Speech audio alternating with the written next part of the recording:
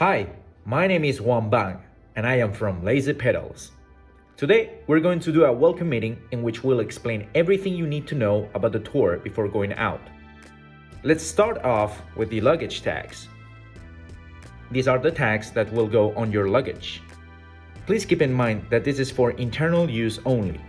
This is only for the taxis to recognize your luggage and take it to the next hotel. How do you put these on your luggage? Well, quite easy. Once everything is filled out, you turn it around and you have the instructions right here. Just pull like that. As you can see, it's sticky. It sticks to my thumb.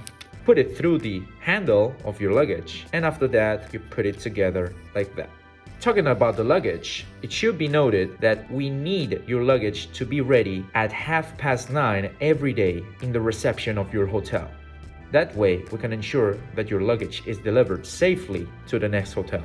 If you're wondering how much time we take to deliver your luggage to the next hotel, we try to make it as soon as possible. So probably around 12, you will already have your luggage in the next hotel. In the case we get some complications, we will make sure that the luggage is delivered safely before 4 in the afternoon. So, in this welcome meeting, we will be separating everything in 3 sections. The first one is the documents, which will be found in this green folder right here. The second one is the GPS, which will be found along with some accessories in this little bag right here. And the third and final one will be the bikes. Before we even begin with the documents, there's something I need to talk to you about. If you open it, you will find these 2 pages right here. These 2 pages talk about the emergency assistance callouts. This is a service we provide, which is already included in your tour, and it is only going to be used in the worst case scenarios. So for example, you getting lost, or there's something wrong with the bikes and you cannot fix it by yourselves. The worst of them all is you getting hurt. If you get hurt in any way, please call 112. But if it's any of the other 2 cases, please contact us either by text or via call on any of these 2 phone numbers at the top. So the procedure is quite simple.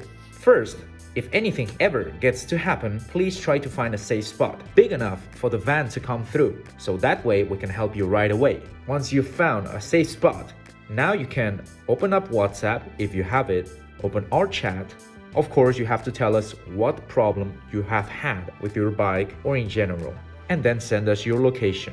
You have 2 options. If you already have WhatsApp, then it's easier for you to follow these instructions. But if you don't, please follow what 3 words instructions. What would you have to do to contact us? Well, first of all, you need to add our phone number. The first one has WhatsApp.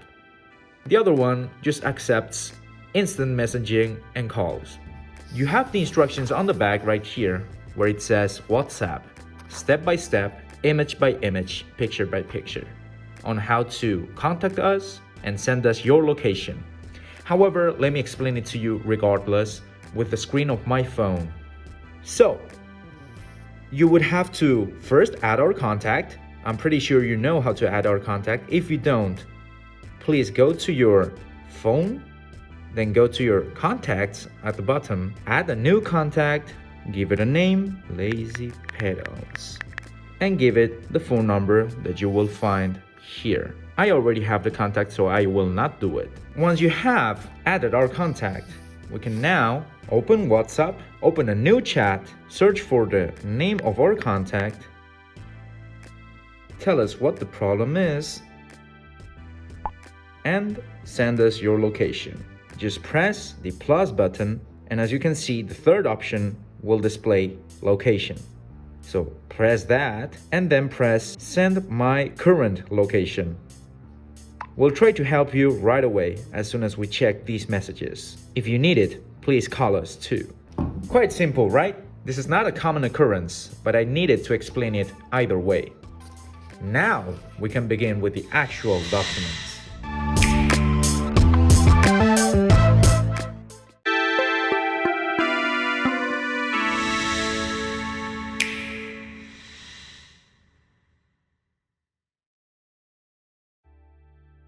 Now we can begin with the actual documents. So, first off, you will see a 4-digit number right here. This is the code for the lock of your bike. Make sure to remember it. But if you forget, just remember you have it on your folder. What do we have inside the folder? We have 4 types of documents. The first one is the hotels. So let's take it out. The hotels document is a mandatory document which you will need to use every day, because the hotels, as the name suggests, tells you which hotels you will go to and stay in. It's 2 maps per day. So this map and this one. The first map shows you the way from your hotel, so you are here right now, to the 0-kilometer point. The 0-kilometer point is where the GPS track begins. After that, you just follow the GPS all the time until it finishes. Once the GPS track finishes, you have to use this second map to get from the GPS track's finalization to your next hotel. These 2 are for today, at the beginning and at the end.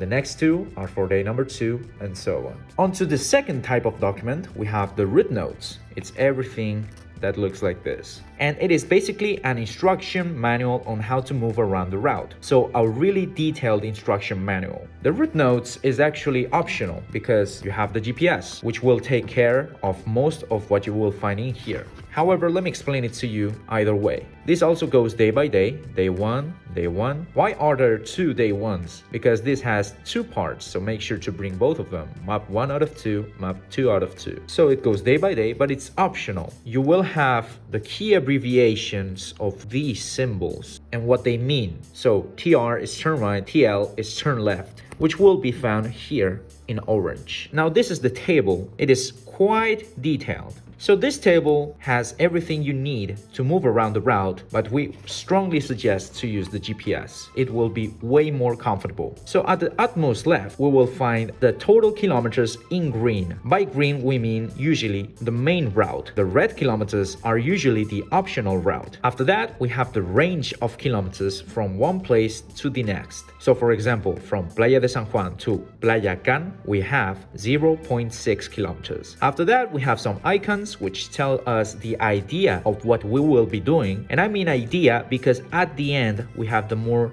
detailed instructions. And finally, we have the names of the cities, towns, and streets. Again, I cannot stress this enough, but we really suggest you just use the GPS instead of this. However, one thing that this has that the GPS doesn't is that you will find on the inside maps of the towns that you will be going into. Only the towns that you will go into. In the case you get lost, you can always use these maps to find your way back onto the main route. On to the next type of document, we have the information booklet. The information booklet contains all types of information about the towns you'll be staying in and going through, as well as their local history, gastronomy, culture, restaurants, places of interest to visit, etc. So it's quite handy. This is also optional, but it will probably enhance your experience to the fullest. And now onto the final document, which are the maps. These are the general maps of the tour. This is both necessary but also optional, because this is only to get you an idea of what you have to do during the tour. Keep in mind some elements. So for example, the number of the map, they go in order. We have from map 1 to map 15. The arrows tell us the direction that we will be taking. Generally, we'll be going to the north and we'll stick by the coast. So with these 2 elements, we can now figure out that if on map number 1, I'm going out this way, on map number 2, we're going out this way, as you can see by the arrows. After that, you have the circled names of the towns that you will be staying in. And finally, some icons telling you a variety of information. So for example, the house icon means your hotel, and this indicates a tram you need to take. Now that we have established what you need to know before looking at the maps, we can start with the explanation of your route. So day number 1, you will be going from Alacant to Altea, and this will take you 35 kilometers approximately. You don't have a choice, it is only a one-way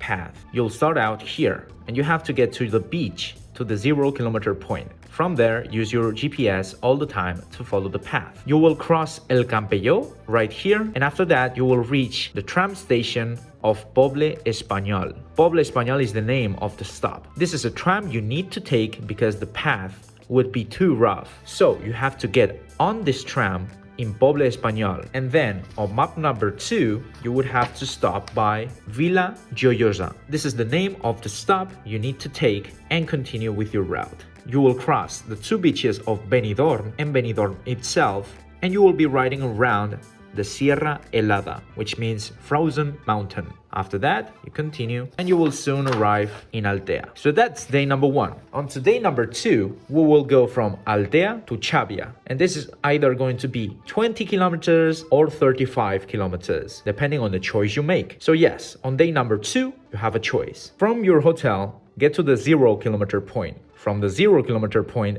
start your GPS, which will lead you here. This stop's name is Loya d'Altea, and you have to get on this tram on either of the 2 choices. You have an easier path and a harder path. The easier one will take you 20 kilometers to ride in total, and the harder one takes you 35 kilometers to ride. So let's take map 4 and 5 like this, and as you can see, this is the choice. The black path is the easier one and the red one is the harder one. So from Loya d'Altea down here, if you chose the easier path, you would have to take the tram from Loya d'Altea up to Benissa railway station. This is the stop you would have to take if you want the green path. If you want the harder path, you get on Loya d'Altea and get off on Calp. As you can see, the red option, which is quite challenging, will give you the harder path. After that, you will soon reach Chavia. On to day number 3, we'll go from Chavia to Denia, which will take us only 20 kilometers, so quite the short day. From Chavia, we'll go around here, we'll be surrounding the natural park of El Montgo, and we will soon arrive in Denia. On to day number 4, we'll go from Denia to Gandia, and this will take us only 40 kilometers, so there's no choice again. So we go like this, we'll be going into the natural park of the marshlands of Pego Oliva, which is full of rice fields. We recommend you stop by here to have lunch or a coffee break because it's the best place to stop by, and also it is the middle point of the route. After that, you can continue, and in between urbanizations and small towns, you will arrive to the city of Gandia. On to day number 5, we'll go from Gandia to Cullera, and this will take us either 30 kilometers or 45 kilometers. So let's go out from Gandia. You'll be going to the beach of Gandia, and we will soon see our decision point right here. So as you can see, the green option will skip all of the red option. But if you want to see more things, which we recommend you to do, please take the red option, because either way, it's all going to be flat. You see some mountains, but they're surrounding the area that you will be going into. So the red option takes you into the Tavernes de la Valldigna, which is quite known by its 12th century monastery right here. The entry is for free, so we really recommend the visit since it's such a beautiful building. And once you finish with the visit, there's 2 restaurants in front of the church, which are a great place to stop by and have lunch or a coffee break. Again, because this is the middle point of the route. After that, you will continue and come back to the main route, which is the green. On map number 12, we will soon arrive in between rice fields in Cullera. On to the last day, day number 6, we'll go from Cullera to Valencia. Valencia being the capital of the region. From Cullera to Valencia, you have either 45 kilometers or 55 kilometers. Now, your hotel is not down here, but up here. So that means that your hotel is way closer to the beach than before. The particular thing about the route on this day is that you have the choice right at the beginning instead of in the middle of the route. So you have to make your choice consciously. The green option is the shorter one, the 45 kilometer one, and the red option is the 55 kilometer one. Now, what are the differences between one and the other? Well, not many. Both have rice fields. You have the same city, Sueca, right here. But the main difference is on the red one, which has a river called the River Chúquera. So is 10 kilometers more worth seeing a river? Depends on you. And once you finish with your choice, both will come together right here. So you continue on to map number 14, and you will be going into the natural park of La Albufera, a really beautiful place which we recommend you to visit with time, patience, and to enjoy to the fullest. At one point, you will reach El Palmar right here. El Palmar is a really small village filled with fishermen. And as it is filled with fishermen, it is full of dining places. So the best seafood paella will be found in this small town. Don't wait until the big city. This is a great place to stop by and have lunch. And as the last 2 cases, this is sort of the middle point of the route. So we really recommend you stop by here and have lunch. After that, we will come close to the beach once again, one of the many beaches from Valencia, and you will slowly but steady arrive in the city of Valencia. Here in intense red, you have the City of Arts and Sciences. And from there, your hotel will not be further away than 8 minutes by bike. And that's your tour. I hope I have been clear enough, and if you have any questions left, please text us. Now, on to section number 2, in which we'll check out the GPS.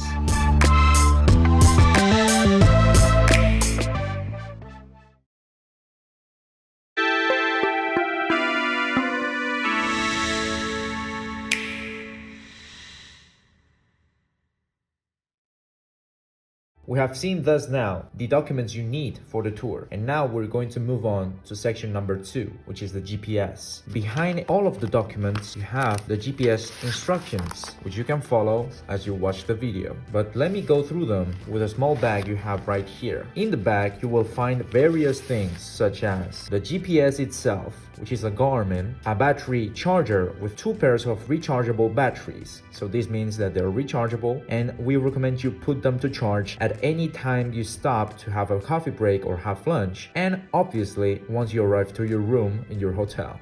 After that, you have a GPS holder, which you will have to put yourself on your bike. How? Well, it's quite simple. You have these little things right here, and you have holes. You see those? You just do like that, put it through the hole, put it out of the hole at the bottom, and now you have it. You do the same with the other one, and let it go like that, and now you put this on your handlebar, in which you will have to put it through here inside and tighten it. And finally, we have this thing. This is a security measure for the GPS not to fall to the ground. How so? Well, you see this little string right here? You just open this and hook it. Okay, so first things first, we now have to turn the GPS on. We first have to take the lid off. So for that, you have to slide this down and pull it out. So slide it down and pull it out. Put the batteries as usual. Plus goes here, minus there, and plus there as usual.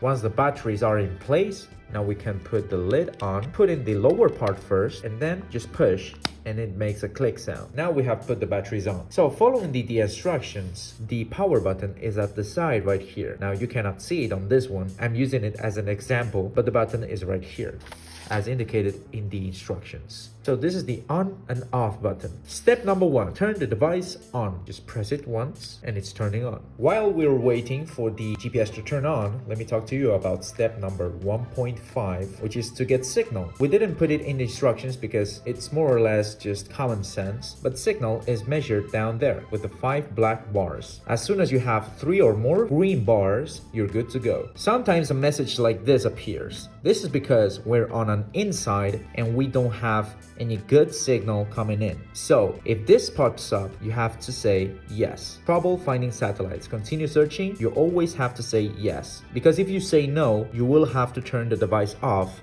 and on once again. On top of that, you can see the level of the battery. As of now, the battery is way too low for it to function for your tour. So make sure your batteries are fully charged. Step number 2 is to select Track Manager, which is the first option. Once you have selected it, you can see all of the tracks pertaining to your tour. So as you can see, you have days number 6. Why is this, you might ask? Because this shows you the entire red route and the entire green route. Sometimes you will not have the full name displayed. This is because of the character limitation. If you want to check the full name, you have to go into the track and you will see it at the top. If it's the incorrect one, press back. So 1 track per choice, and you have day number 6, day number 5, day number 4, 3, 2, and 1. So day number 1 has 2 tracks, even though it's only one way. Well, let me tell you why. Because on day number 1, remember, and day number 2, you have to take a tram. Day number 1, you have to select this one first. Why? Because this is Playa San Juan,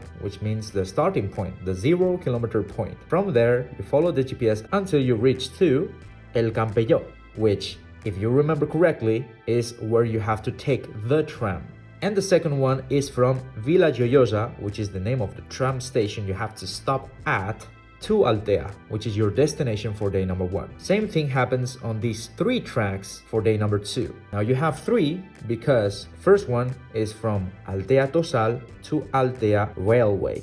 That's the first one. And now, depending on the choice you take, the easy one is from Benissa to Chavia, and the hard one is from Galp to Chavia. For example, today you're going to want to select this one and then this one. So let's first select this one. And now the next step is to select View Map, which is the first option again. Once you have selected View Map, this will show you a preview of the track that you will have to do for the day. But beware, this is not ready yet. You have to press go. We get calls from our clients sometimes telling us that the GPS does not work, but that is simply because they have not pressed go. So be sure to press go. Now we press go and we're ready to go. Just some things to mention. You need to adjust the scale with the plus and minus button. The scale is the one on top here. Right now it's on 50 meters, which is an excellent number for the scale. Now we recommend between 30, 50, and 80. 80 works best if you're between towns and cities. 50 is generally the best, and 30 meters is the best inside of towns and cities. Just some things to keep in mind. So for example, right now we have an interrogation mark, a question mark appearing on top of our arrow, which means that the GPS does not know where our location is. So it cannot show us the route or follow us through the route. To solve this, it's quite easy. We actually already gave you the solution, which is the 0 kilometer points, which are found in the hotels document. This is a great place to get signal, and once you have good signal, now you can go. A question you might ask is how the GPS work. Well, the GPS does not have a speech function, so you have to keep an eye on the GPS from time to time. Once you have signal and you are at the 0 kilometer point, a pink line will appear on screen, which is the one you need to follow at all times until it finishes. You might ask, do I have to look at the GPS at all times? Not really, because most of the time it's only going to be one way. But if you see an exit or two turns in the same direction, then yes, of course you're going to need to look at the GPS to solve that conundrum. We don't recommend touching anything else other than the cross button, the plus and the minus. Let me tell you why. Because if you press anywhere on the screen, you will place a pin, and the pin will block the map, making it not follow you. And we want the map to follow you so you know where you are. So to get rid of this, you have to press the back button. Same thing happens if you move the map, even if you don't place the pin. So if you move the map, even if you don't place a pin, the map will stay in place, and that does not interest us. So again, press the back button. So this is pretty much how to use the GPS. If you take a break at any time or you have already arrived to your destination, we suggest you turn the device off. For that, you will need to press the cross button down and then press and hold the power button to turn it off. I hope that has been illustrated for you, and if you have any remaining questions, please make sure to text us.